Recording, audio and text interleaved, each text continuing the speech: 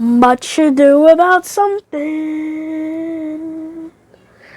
Now here is part 2 of making our sourdough bread.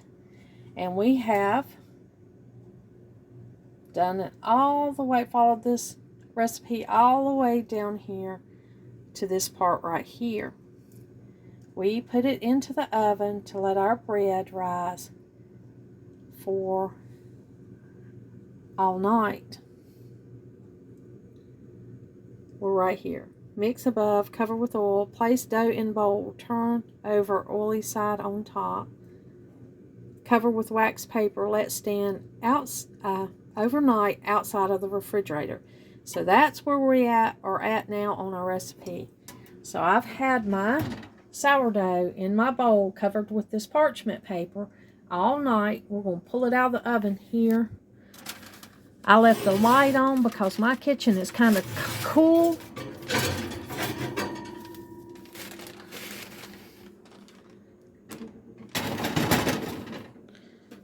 We're going to take this parchment paper off and see how much it has risen. It has risen to be twice as tall.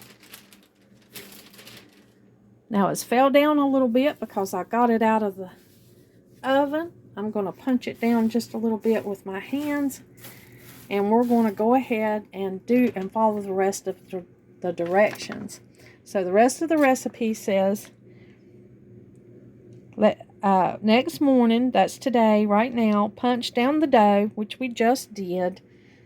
We're going to divide it into 3 parts and knead each part on a floured surface. It says 8 to 10 times. You may have to do it a little more than that. And we're going to place in 3 greased with corn oil loaf pans and cover it with waxed paper and let it rise for 12 more hours or until bread dough has risen higher than the top of the pan, and then we're going to bake it. So even what we do today, we'll still have 12 more hours before we can bake this bread. This bread is a little bit time consuming. It is not a quick bread. Now I'm going to get ready and follow the next step on this recipe, but one of the things I'm going to do before I do that is I've got 3 baking pans, and you can see I've used these for years. These are 3 baking pans that I have used for years and years. They're Wilton baking pans, just a Wilton loaf pan. I am going to grease these 3 pans up. Now I have since moved up in my bread pans. These are some professional pans that I use sometimes when I make bread so that I can slice it and use it for sandwiches for my family. So I do have some different pans. These are the pans that I've used for years, pans like this and these pans. Now it says to coat your pan in corn oil, but I'll be coating my pan in coconut oil because that's what I use. I use coconut oil the most here in my kitchen now. Back in the day, I did buy corn oil. But now I just buy coconut oil in bulk, and that's what I use. So it's going to show up a little bit in this pan. I'm going to coat this pan generously with the coconut oil.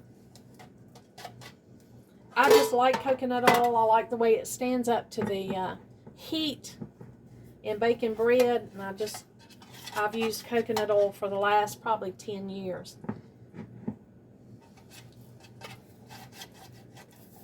And that's just a modern,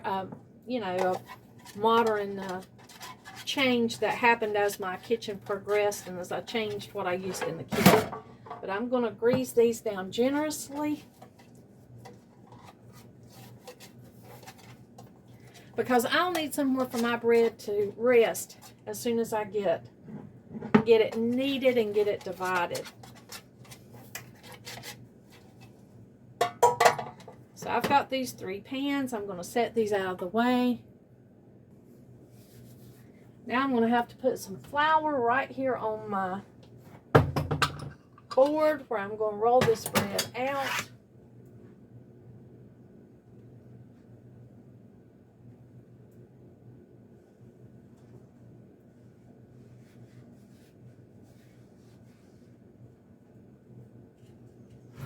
I've got my sourdough punched down.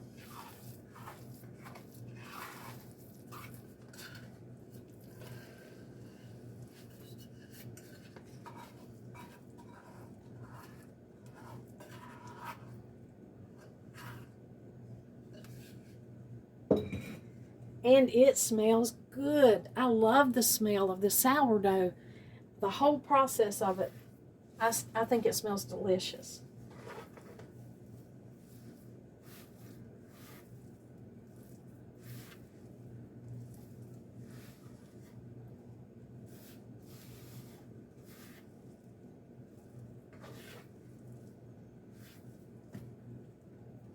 Now it's a little shaggy, it's a little wet.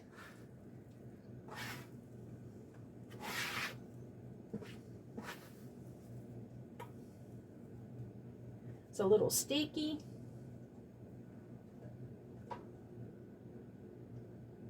I'm just going to sprinkle a little flour on top to help me with that so that it'll be workable.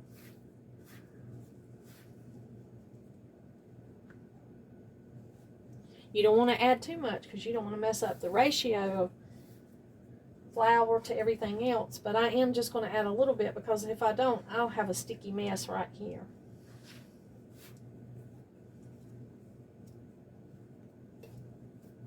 Now I've got to divide this into 3 parts.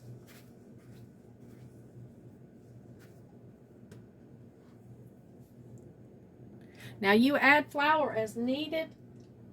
I mean, you cannot divide and roll out a big sticky glob. So if your sourdough is real sticky when you pour it out, then you go ahead and work as much flour as you need to in there to make it resemble the bread texture that you're going to need to be able to knead this bread. All right, now I've got it a little bit mixed up. I've rolled it out here on a floured surface. Now I'm going to divide it.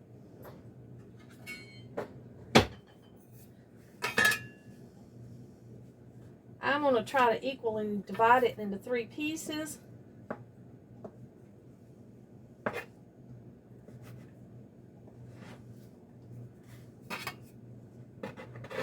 I'm not going to weigh them out because it's not that important to me that they be the exact same size. I know it is to some. If you want to weigh them, make sure they're the exact same size, then feel free to do that. I have never really done that. Now we're going to take these, each one of these. I got this bench paddle. You can buy these anywhere kitchen items are sold most of the time. And it just makes it easier to kind of scrape it up off this board and do what you need to do with it. But now I've got 3 sections of this sourdough bread. And I'm just going to knead it. It says 8 to 10 times.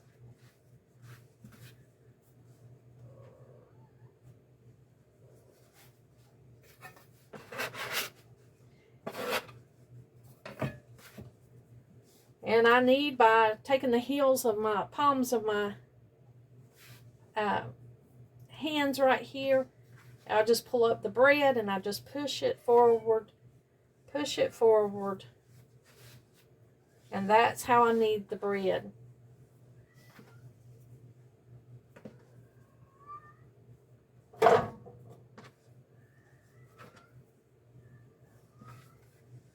You knead it as long as you feel like kneading it. You can't hurt it. You can't overwork it, in my opinion.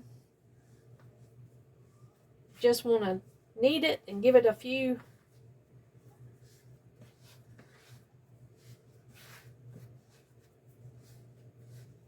good turns. The recipe says 8 to 10 times. Well, now that we've got it kneaded, we're going to shape it in kind of a loaf so that it can go in our loaf pan. Now, I coat it with a coconut oil when I get finished with it like this, but we're going to go ahead and knead the other 2.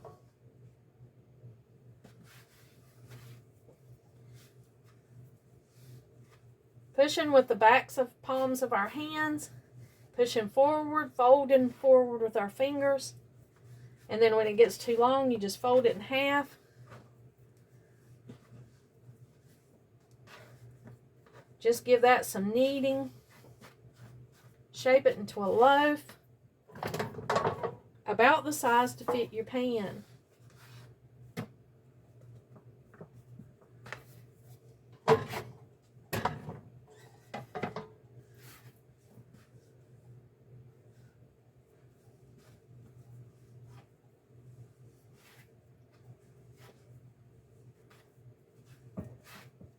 Adding as much flour as you need so that it won't be real sticky, but you don't want to add too much flour.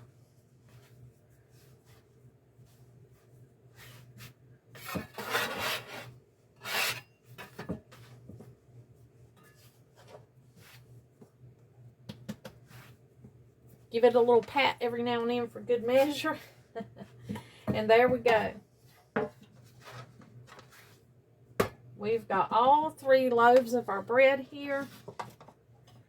Now this has to go into my oven. I put it into the oven just with the light on, the light that's in the oven. And I leave it in there to rise because my kitchen is on the chilly side.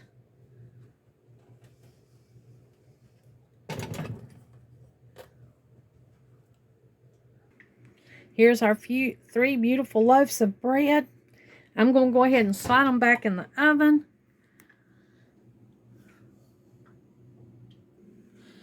Now my oven is used all the time.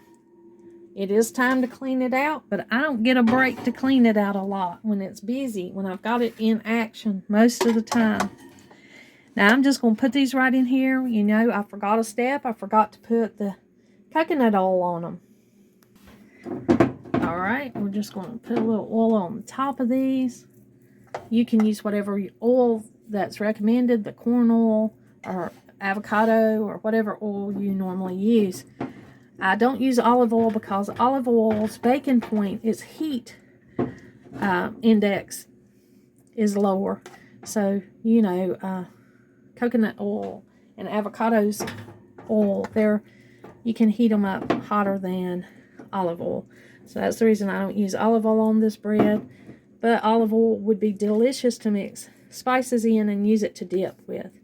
Alright, now we've got some oil on the top of these loaves of bread here. I am just going to use the same paper that I used for the other bread when it was in a bowl. And I'm going to cover it up. So I'm going to cover this up. There is no heat on in this oven. This oven, it just has the light on. I'm going to close this up. And I'm going to let it heat in this oven for let it rise in this oven for 12 hours. Our bread is rising in the oven there on with just the light on. I had some questions from viewers that wanted to know how to make the sourdough starter.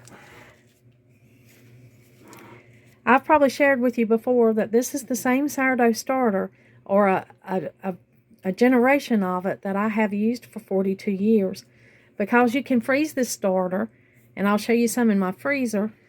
Here's some that I have here in my freezer from bread that I've made this year, and I just keep it in the freezer. Now this is divided into several little baggies that are in there, and they have about maybe 2 cups of starter in each baggie. So you can freeze your starter just like that and pull it out when you need it. But you don't have a starter, and now you're wanting to know, where do I get this starter to make this sourdough bread recipe right here? Well, right here it tells you, after someone has given it to you, you put it in the refrigerator for 3 to 5 days. After you take out the starter, feed it with the following mixture. So this is a feeding mixture on how to keep your starter alive if you keep an ongoing series of sourdough bread going, which I did for years. Well, it takes 3/4 cups of sugar. This is a cup, but I measured 3/4 into it. It takes 3 heaping teaspoons of instant mashed potato flakes, and the brand recommended to me was Hungry Jack, but you can use any brand of all natural potato flakes, and 1 cup of very warm water. So that's what you would use to feed this starter. Well, we're not going to feed the starter. We're going to make a starter. So we're going to go ahead and put our potato flakes in this clean, clear jar. So I've got about 3 teaspoons of potato flakes in there, following the instructions. And I've got this 3/4 cups of sugar, which is quite a bit of sugar, isn't it? But you know, the yeast feeds off of the sugar. So there we go. We've got the potato flakes and the sugar. And we're just going to add our cup of warm water. Now that would be a normal feeding for your already started starter. But since we don't have a starter, say we don't have a starter, we're making our own, we're going to use these ingredients right here to make our starter. So what we would normally use to feed our starter once we get it going, we're going to use these ingredients to create a new starter. 3/4 cups of sugar, 3 heaping teaspoons of instant mashed potato flakes, or you could even use mashed potatoes that had nothing in them, that maybe you cooked the night before, but you wouldn't want them to have any salt or anything in them. You would just want 3 heaping teaspoons of mashed potatoes. This says 3 heaping teaspoons of instant mashed potato flakes. So that's what we're using today. And 1 cup of very warm water. Well, here we go. We put this in the jar. We're just going to stir this up.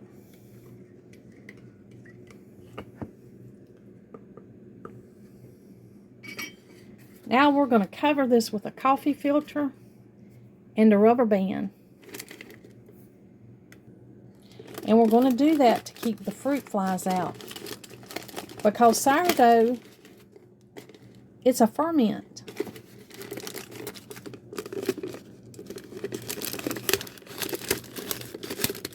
I needed 2 hands to stretch that rubber band on there. So there you go. So there's your start. We're going to leave this for 3 days out on our counter and kind of a warm place, not a hot place, but a warm place. And we're going to stir this gently for 3 days. And then on the 4th day, we're going to mix this mixture up and add it to this. We're going to feed it. And we're going to do that for 3 more days. And you're going to do that until you start seeing your mixture bubble and you're making your own sourdough starter. So this will make its own starter. I want to say it'll probably take about 10 days to get your starter going. Usually around here it takes about 10 days. And then you'll start getting in the pattern of using your starter once you get it established. I've still got this sitting out on the counter. You can see it was rose up, and now it's kind of sunk back down because I moved it. And you can see it's got some bubbles in it. When you see it bubbling, you know that potatoes have made yeast that they're feeding, and you've got a mixture. Now this starter is really thick because I've took some out. I need to go ahead and divide some to either freeze it or give it away or make something with it because it's got real thick on me. Your starter to start out with will be really thin, and that's okay. You just follow the rest of the directions on this sourdough bread and make it like the directions, and your bread will turn out great. I hope it does. I hope that it's warm enough in your kitchen for the bread to rise. If it's not, for the yeast to feed. If it's not, just try to cozy it up close to somewhere warm or put it in your oven with just the light on to try to keep that warm enough so that it can get started. Now see, this starter back here is not as thick. So there's a few variations that you might find, but that's how you start a starter. Now I put this in the refrigerator like I'll leave this out for 10 days and go ahead and let it start. That'll be a new starter. These, I've already made bread, so I fed these before I made bread. I will feed them this mixture right here. I'll have to divide it, of course, because I've got too much in both of these jars. But I'll divide it into another jar, and I will feed it this mixture right here. And I'll set these in the refrigerator. I'll keep them in the refrigerator until I need to pull them out and make bread. And then I'll follow all of the instructions from there. Well, I just pulled the bread out of the oven, and here they are, the loaves of bread. I've got some melted butter right here. I'm going to brush over them. I put a thermometer in the biggest loaf of bread to make sure that the bread reached at least 190 degrees, and it did. So I'm just going to brush some melted butter right here over these loaves of bread.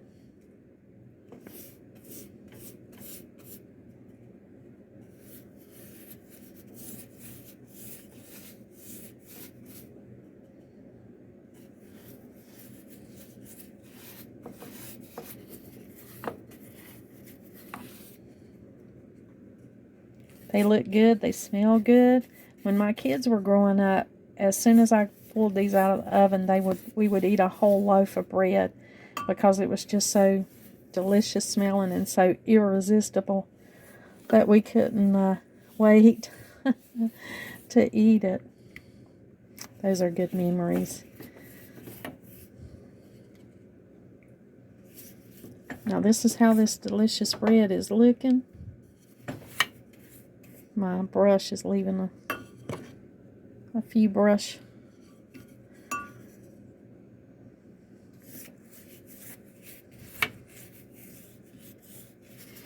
little hairs off the brush. I have to make sure I get those off.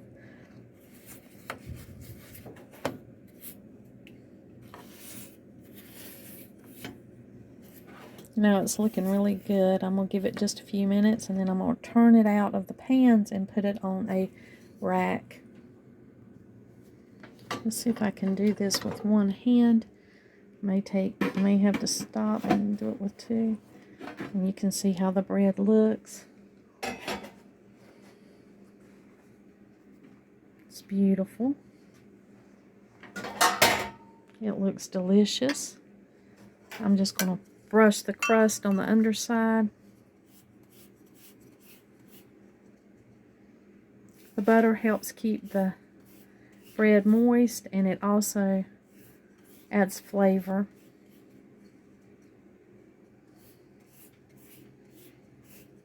I don't want to leave it on its top long because I don't want it to press it down. I want it to be a beautiful loaf of bread, and it is.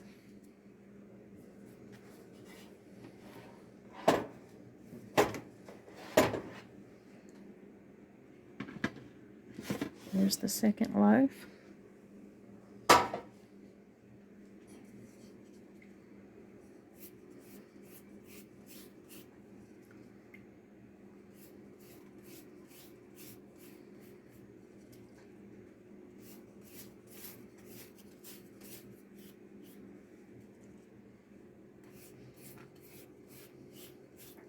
Just giving it its little butter bath.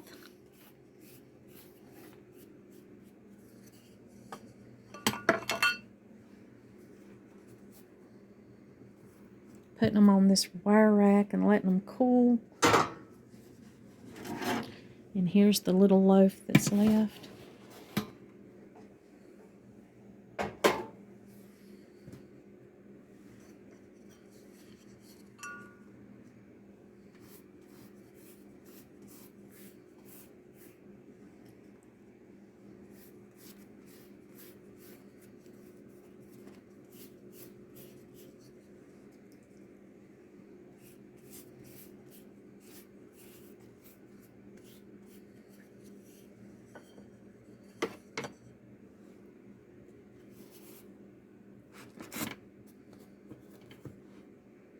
We'll let them cool off a little bit,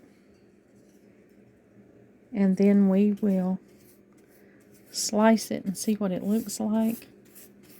Now, we love to make sandwiches out of this bread. I don't ever slice it when it's still warm unless we're just going to eat it. And it would be hard to resist this bread warm with butter all over it. I mean, you'd be tempting to eat quite a bit of it. But there it is.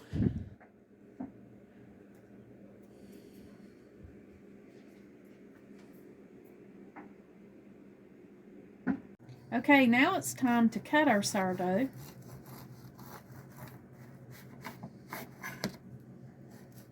It's not quite as cool as I like it when I cut it, but I'm going to go ahead and cut it. I like to go ahead and slice one loaf and have it ready for whenever we want to make a sandwich or toast. And I just wanted you to see how beautiful it is. It's soft, it's delicious.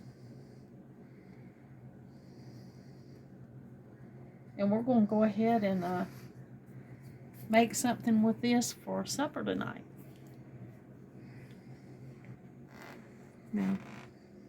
Now this is how it's always been. The first loaf of bread. It's so delicious. It smells good. I like it. Yeah, it's so good. Well, we have to taste it. The first loaf of bread has always been eaten.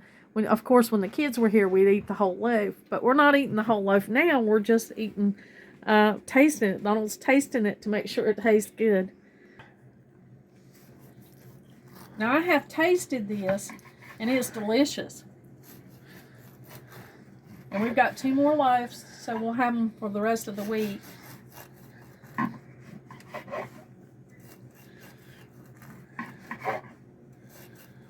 And probably later on, I'm going to have hamburgers as one of my menu nights. And I think I'll make up a batch and just make my hamburger buns out of it, so that I'll have those for our hamburger night. Now, it's still a little bit warmer than it would normally be when I cut it. But if it was a little bit cooler, it had cooled off all the way. If it had cooled off thoroughly, it would have been easier to cut. But you can see that's just a delicious, perfect loaf of bread there, made from the sourdough starter. I hope you try this sourdough starter. I hope you try the sourdough bread. And I hope it's just as delicious for you as it has been for my family for years now. Thank you for letting me share it with you. And like always, until next time.